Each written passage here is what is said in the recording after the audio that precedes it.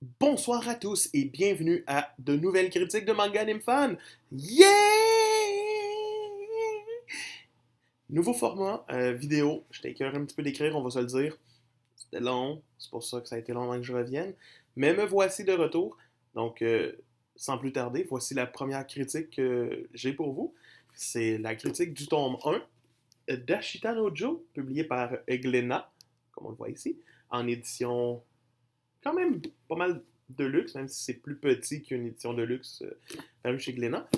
Euh, c'est nouveau pour moi.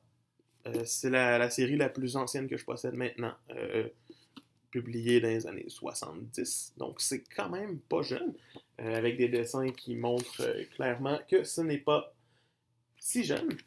Mais, étrangement, c'est vraiment intéressant. C'est passionnant. J'ai commencé la lecture en me disant ah, ok, c'est long un peu. C'est un petit peu ce que j'ai déjà lu dans d'autres mangas. Oui, j'y laisse quand même le. T'as l'ancienneté, man. T'étais là avant les autres. Prends la place que t'es censé avoir. Mais rapidement, l'histoire part par là. Puis tout d'un coup, le personnage devient vraiment attachant. C'est plus juste un petit bum. Joe est vraiment comme. C'est un bum finalement. Mais c'est pas juste le petit bum, c'est le petit délinquant que tu te dis, ok, ouais, lui, il ira pas loin dans la vie. Puis pourtant, probablement qu'il va devenir un très bon boxeur. Puis qu'il va avoir une bonne place dans la vie.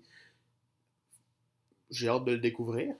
Euh, Tous les personnages sont attachants. J'ai pas eu de dégoût profond pour un personnage. J'ai pas eu de pourquoi t'es là, va-t'en, je veux plus te voir.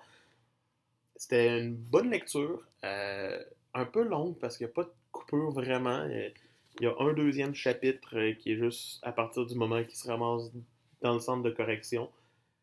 Puis c'est très loin dans le tome. Donc c'est un petit peu plate pour une lecture qui habituellement, tu sais, j'aime ça prendre mon temps. Puis oh, couper, fin de chapitre, c'est le temps, je peux arrêter de lire. Mais là, il n'y en a pas.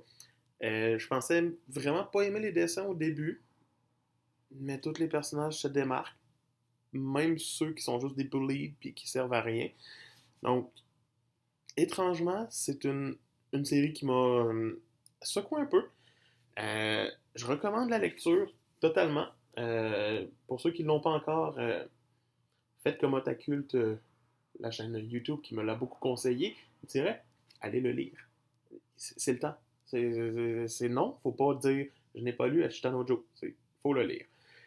Euh, donc pour moi, ben, c'est rapidement devenu un gros, je dirais un bon 17 sur 20. Euh, Allez vous le procurer. La couverture, c'est un beau comme 4 sur 5. Puis l'édition est le seul point faible, même si la traduction est super belle. Il y a des planches qui sont à couper le souffle. La manière de découper que l'auteur a est quand même assez belle. Juste pour montrer ce que je veux dire, c'est qu'il y a des pages où l'action commence dans un. On va juste prendre celle-là. L'action va en format de L. L'autre côté, ici. Donc là, ça va en L. C'est une technique que l'auteur utilise beaucoup, étrangement, que je remarque dans le tome 1. Pourquoi il n'y en a pas plus qui font ça? C'est vraiment pratique, c'est vraiment le fun à lire de partir puis de descendre. Fait que lisez Ashitano Joe.